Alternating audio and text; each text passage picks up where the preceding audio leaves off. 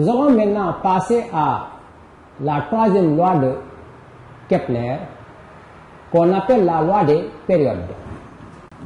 Le savant Kepler a découvert empiriquement cette loi à partir d'observations faites par des savants, à savoir que le carré de la période de révolution d'un satellite ou d'une planète est proportionnel au cube de leur orbite.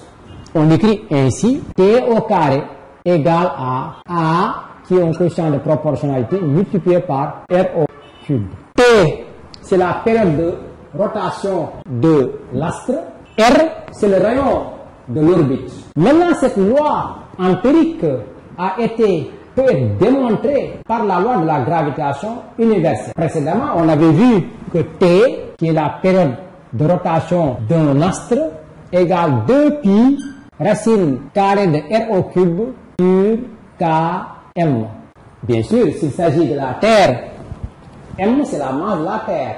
Ça peut être donc aussi, pour ce qui est de Kepler, donc c'est la masse du Soleil. Cette relation a permis donc de calculer un certain nombre de constantes. Si on élève au carré ces relations, on aura T au carré égale 4pi au carré R au cube sur Km. Et on voit que T au carré égale 4pi au carré sur Km multiplié par R au cube.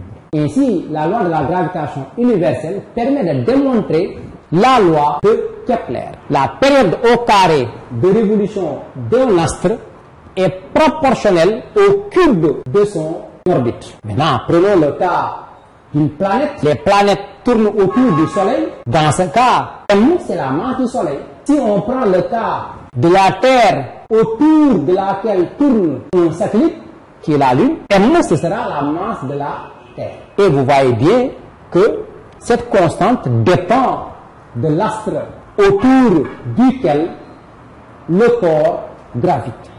Cette loi permet de déterminer la masse d'un astre qui a des satellites qui gravitent autour de lui.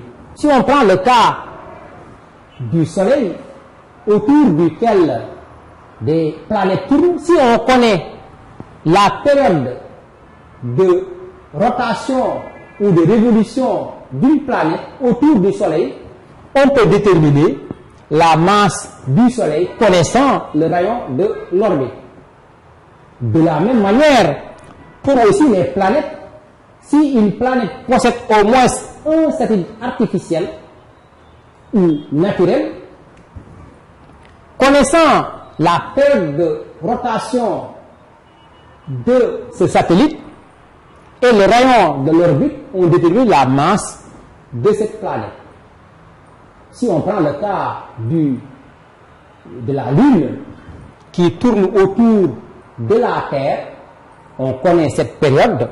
Connaissant le rayon, on détermine la masse de la Terre.